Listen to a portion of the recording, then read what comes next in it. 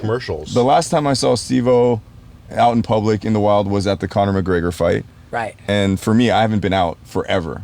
And so, you know, and it's like, it's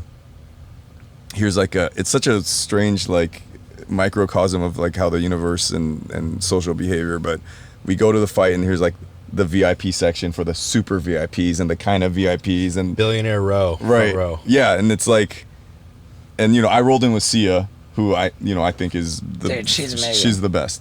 So you see all these celebrities that you've seen on TV and you're all sitting next to each other and like, so you feel like everyone kind of feels, but it's like first day of like kindergartner, like, yeah.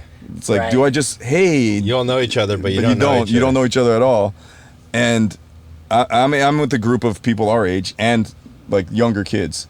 So, I think Mel Gibson was sitting next to you. Right. Really? He was a row or two in front. So, and I'm sitting, Wow. and I'm sitting adjacent, right?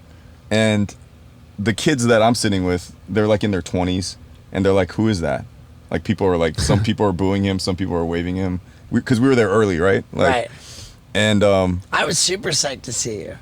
oh, I was psyched to see you too. Yeah. And I was doing a selfie video, like, hey, I'm at the fight, and then like, because I'm with some famous people, I see Mel Gibson like, you know, scanning my area, and like right when he made eye contact with me, I flicked him off, and but I was filming it, like I have a video of it. Oh yeah. And he like, saw it, so and he was saw it, deliberate? and I'm like. Felt horrible immediately after, because I'm like fuck that racist, you know, like, and I don't know the guy, right? Yeah. Like he might be like an awesome guy, but just in my mind I got caught up with like fuck Mel Gibson, and I was filming myself and I did this, and it was right when we made eye contact, and I could see actually he was a little bummed out, and maybe I'm making that up, but I saw in his eyes like a miniature death, like oh wow. I had a weird encounter with him that night. Oh, you did? I mean, I'm not He even sure flipped what Steve it off. was. I'm not even sure what it was, but I acknowledged him in some way, and I felt like, ooh, like he wasn't stoked about it, you know? Oh. I don't know. Like I can't say for sure, but it felt like kind of crappy. Yeah. He just wasn't happy to meet you or something? Yeah, there's some. like, You're like, All hey, right. what's up, dude? Big fan. He's like, go.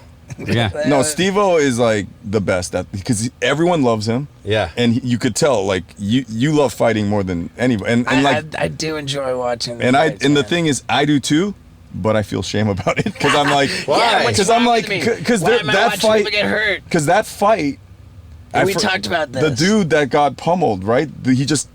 I forgot. I should know his name. Oh, you mean that was Sugar Sean O'Malley fought? Oh. The yeah, guy the just, green like, hair. Portugal guy. Right, and to see it on TV is one thing. To be sitting there and hearing You the feel bloody, like it's in the Coliseum. and the guy won't go down, and everyone's on their feet screaming.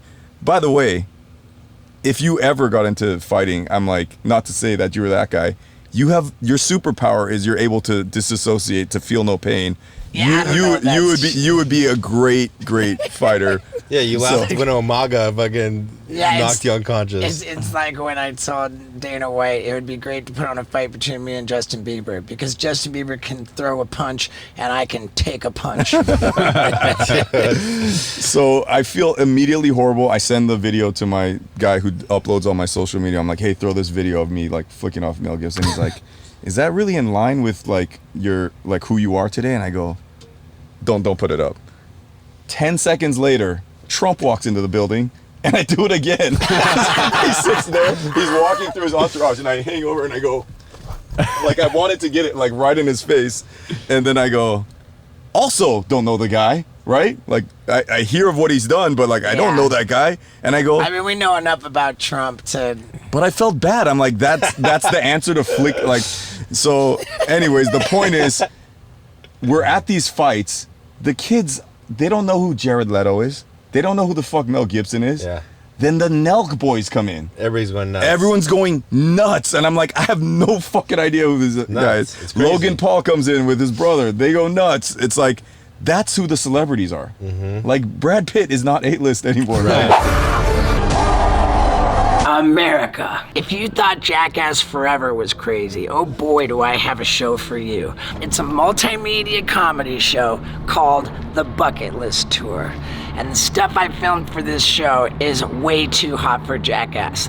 Like the General Anesthesia bike ride, the vasectomy Olympics, and SKYJACKING. The footage is so intense, we have full-grown men passing out at almost every city this bus goes to.